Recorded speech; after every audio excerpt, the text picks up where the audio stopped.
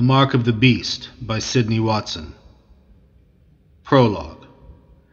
It was late August, the 18 no matter the exact date, except that the century was growing old.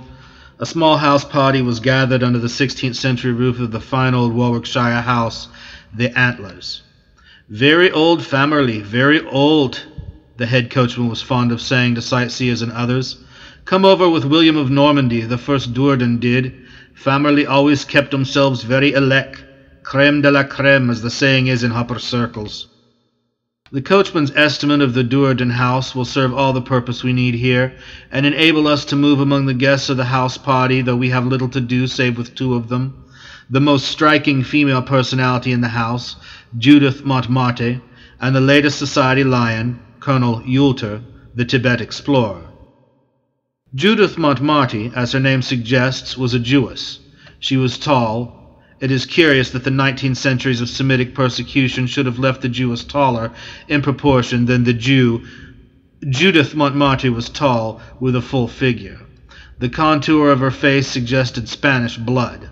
Her hair, what a wealth of it there was blue-black, finer than such hair usually is, and with a sheen on it like unto a raven's wing. Her eyes were large, black, and melting in their fullness. Her lips were full and rich in their crimson. The face was extraordinarily beautiful in a general way, but though the lips and eyes would be accounted lovely, yet a true student of faces would have read cruelty in the ruby lips, and a shade of hell lurking in the melting black eyes. A millionairess several times over, if report could be trusted, she was known and felt to be a powerful personage. There was not a continental or oriental court where she was not well known and feared because of her power. A much-traveled woman, a wide reader, especially in the matter of the occult, a superb musician, a Patty and a Lind rolled into one, made her the most wonderful songster of the day. In character, chameleon is the only word that can in any way describe her. As regarded her appearances in society, her acceptance of invitations, etc., she was usually regarded as capricious to a fault, but this was as it appeared to those with whom she had to do. She had been known to refuse a banquet at the table of a prince, yet eat a dish of macaroni with a peasant, or boiled chestnuts with a forest charcoal burner. What the world did not know, did not realize, was that in these things she was not capricious, but simply serving some deep purpose of her life. She had accepted the Duerden invitation because she especially desired to meet Colonel Yulter. Tonight, the pair had met for the first time just 5 minutes before the gong had sounded for dinner. Colonel Yulter had taken her down to the dining room. Just at first she had spoken but little, and the colonel had thought her fatigued, for he had caught one glimpse of the dreamy languor in her great liquid eyes. An almost chance remark of his toward the end of the meal, anent the mysticism, the spiritism of the East, and the growing cult of the same order in the West, appeared to suddenly wake her from her dreaminess. Her dark eyes were turned quickly up to his, a new and eager light flashed in them. "Do you know," she said, her tone low enough to be caught only by him, "that it was only the expectation of meeting you and hearing you talk of the occult, of that wondrous mysticism of the East, that made me accept the invitation to this house? That is, I should add, at this particular time, for I have arranged to go to my glorious Hungarian hills this week." Colonel Yulter searched her face eagerly. Had she spoken the tongue of flattery, or of the mere conventional? He saw she had not, and he began to regard her with something more than the mere curiosity with which he had anticipated meeting her. In his callow days he had been romantic to a degree. Even now his heart was younger than his years, for while he had never wed, because of a love tragedy 30 years before, he had preserved a very tender chivalry towards women. He knew he would never love again as he had once loved, though at times he told himself that he might yet love in a soberer fashion and even wed. "You are interested in the occult, Miss Montmartre?" he replied. She smiled up into his face as she said, "Interested? Colonel Yulta, interested is no word for it, for I might almost say that it is a passion with me, for very little else in life really holds me long, compared with my love for it. She glanced swiftly to right and left and across the table to see if she was being watched or listened to. Everyone seemed absorbed with either their plates or their companion.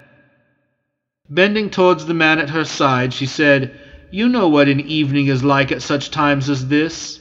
We women will adjourn to the drawing-room. You men will presently join us. There will be a buzzing of voices, talk, cackle. One of America's representatives used to term it, and it was a good name, only that the hen has done something to cackle about. She has fulfilled the purpose for which she came into existence, and women, the average society women at least, do not. Then there'll be singing of a sort, but you know, Colonel, all the usual rigmarole. Now I want a long, long talk with you about the subject you have just broached. We could not talk as we would in the crowd that will be in the drawing-room presently, so I wonder if you would give me an hour in the library tomorrow morning after breakfast. I suggest the library because I find it is the one room in the house into which no one ever seems to go. Of course, Colonel Yulta, if you have something else you must needs do in the forenoon, pray don't regard my suggestion. Or if you would prefer that we walked and talked, I will gladly accommodate myself to your time and your conveniences." He assured her that he had made no plans for the morrow, and that he would be delighted to meet her in the library for a good long confab over the subject that evidently possessed a mutual attraction for them. Mentally, while he studied her, he decided that her chief charm in his eyes was her absolute naturalness and unconventionality. But to some men, he mused, what a danger zone she would prove. Allied to her great beauty, her wealth, and her gifts, there is a way with her that would make her almost absolutely irresistible if she had set her heart on anything. An hour later, that opinion deepened within him as he listened to her singing in the drawing-room. She had been known to bluntly, flatly refuse an emperor who had asked her to sing, and yet to take a little Sicilian street singer's tambourine from her hand and sing the coppers and silver out of the pockets of the folk who had crowded the marketplace at the first liquid notes of her song. She rarely sang in the houses of her hosts and hostesses. Tonight she had voluntarily gone to the piano, accompanying herself. She sang in Hungarian, a folk song, and a love song of the people of her own land, yearning and wistful, full of that curious mystical melancholy that always appealed to her own soul, and which characterizes some of the oldest of the Hungarian folk songs. Her second song finished, amid the profoundest hush, she rose as suddenly from the piano as she had seated herself. A little later she was missed from the company. She had slipped away to her room after a quiet good night to her table companion, Colonel Yulta. At 10:30 next morning, Judith Montmartre entered the library. The colonel was there already. He rose to meet her, saying, "Where will you sit? Where will you be most comfortable?" There was a decidedly comfort air about the luxuriously furnished room. The eyes of the beautiful woman, she was 28, swept the apartment, and finally, resting upon a delightful vis-a-vis, she laughed merrily as she said, "Fancy finding a vis-a-vis, and of this luxurious type, too, in a library. I always think it is a mistake to have the library of the house so stiff. Sometimes the library is positively forbidding." She laughed lightly again as she said, "I'm going off into a disquisition on interiors, so shall we sit here?" She dropped into one of the curves of the vis-a-vis, and he took the other. For half an hour their talk on their pet subject was more or less general. Then he startled her by asking, "Do you know the Christian New Testament at all?" "The Gospels I have read," she replied, "and am fairly well familiar with them. I have read, too, the final book, the Revelation, which, though a sealed book to me, as far as knowledge of its meaning goes, yet has, I confess, a perennial attraction for me." She lifted her great eyes to his, a little quizzical expression in them, as she added, "You are surprised that I, a Jewess, should speak thus of the Gentile scriptures." Then, without giving him time to reply, she went on, "But why did you ask whether I knew anything of the New Testament?" Because, apropos of what I said a moment ago, anent the repetition of history, the Christ of the New Testament declared that, as the days of Noah were, so shall also the coming of the Son of Man be. She nodded her beautiful head as though she would assent to the correctness of his quotation. Now I make no profession of being ultra-Christian, he went on, but I know the letter of the Bible quite as well as most teachers of Christianity. And without intending any egotism, I am sure I dare to say that I know it infinitely better than the average Christian. And if I was a teacher or preacher of the Christian faith, I would raise my voice most vehemently against the willful, sinful ignorance of the Bible on the part of the professed Christians. Members of the various so-called churches seem to know everything except their Bibles. Mention a passage in Spencer, William Wordsworth, Whittier, Longfellow, Tennyson, Browning, or even Swinburne, William Watson, Charles Fox, Carlton, or Lowell, and they can pick the volume off the shelf in an instant, and the next instant they have the book open at your quotation. But quote Jude or Enoch or Job on Salt with Our Eggs, and they go fumbling about in the mazes of Leviticus or the Minor Prophet. He laughed, not maliciously, but with a certain pitying contempt as he said, "The average professing Christian is about as much like the New Testament model of what he should be as is the straw-stuffed scarecrow in the field, in the pockets of the costume of which the birds conceive it to be the latest joke to build. But I am digressing. I was beginning about the days of Noah and their near future repetition on the earth." "Near repetition? How do you mean, Colonel?" Judith Montmartre leaned a little eagerly toward him. In the ordinary way, alone with a man of his type, she would have played the coquette. Today she thought nothing of such trifling. There was something so different in his manner, as he spoke of the things that were engaging them, to even the ordinary preacher. The pair were as utterly alone as though they had been on the wide, wide sea together in an open boat. She had said truly, overnight, no one ever comes near the library. "I mean," he said, replying to her question, "that the 7 chief causes of the apostasy which brought down God's wrath upon the antediluvians have already begun to manifest themselves upon the earth, in such a measure as to warrant one saying that as it was in the days of Noah, so it is again today, and if the New Testament is true in every letter, we may expect the return of Christ at any moment." She was staring amazedly at him, inquiring, eager, but evidently puzzled. But she made no sound or sign of interruption, and he went on. The first element of the antediluvian apostasy was the worship of God as creator and benefactor, and not as the Jehovah God of covenant and mercy. And surely that is what we find everywhere today. People acknowledge a supreme being and accept Christ as a model man, but they flatly deny the fall, hereditary sin, the need of an atonement, and all else that is connected with the great evangel. The second cause of antediluvian apostasy was the disregard of the original law of marriage and the increased prominence of the female sex. Judith Montmartre smiled back into his face as she said, "Oh, that you would propound that in a convention of new women! And yet, yes, you are right as to your fact as regards life today." The pair had a merry, friendly spar for a moment or two. Then, at her request, he resumed his subject, and, for a full half-hour, he amazed her with his comparisons of the antediluvian age with the present time. He was an interesting speaker, and she enjoyed the time immensely. But presently, when he came to his 7th and last likeness between the 2 ages, since it had to do with a curious phase of Spiritism, she became more intensely interested.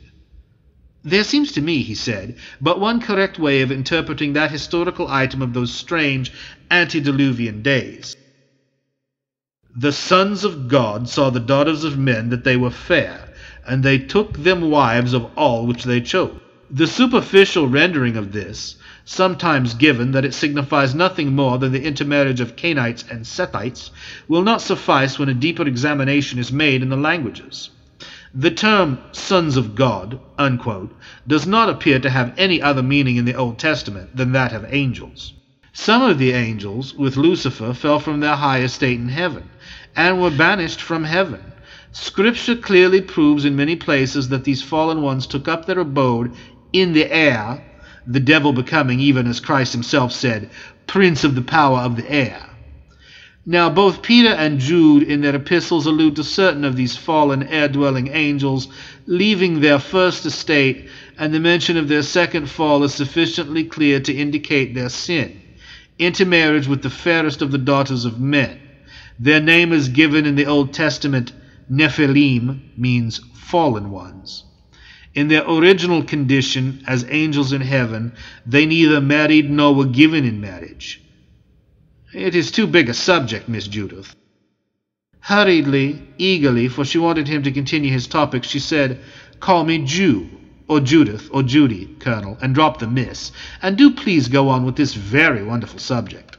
"Thank you, Jew," he laughed. Then, continuing his talk, he said, "It is far too big a subject, Jew, in all its details, to talk of here and now, but broadly the fact seems to me to remain that fallen angels assumed human shape, or in some way held illicit intercourse with the women of the day, a race of giant-like beings resulting.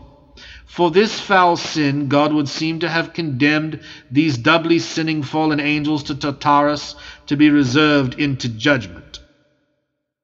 Now, as it was in the days of Noah, so shall it be in the coming of the Son of Man, and—" Judith Montmartre caught her breath sharply, and in an unconscious movement of eager wonder, let her beautiful hand drop upon his wrist as she gasped, "You don't mean, tell me, Colonel, do you mean to say that—" "I do mean," he replied, "that I am firmly convinced that so far has demonology increased, the door being opened by modern spiritualism, that I believe this poor old world of ours is beginning to experience a return of this association between fallen spirits and the daughters of men.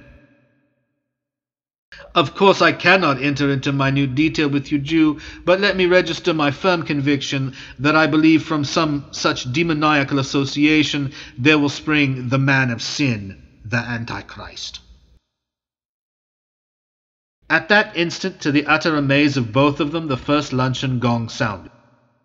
They had been talking for nearly 3 hours. With the request from Judith and a promise from him to resume the subject at the first favorable opportunity, they parted. Intensely, almost feverishly excited, Judith went to her room. Beautiful in face and form as she was fouler than a Lucretia Borgia in soul, in thought. And now, as a foul, wild, mad thought surged through her brain, she murmured half aloud, "Demon or man, what matters? If I thought I could be the mother of the Antichrist, I would.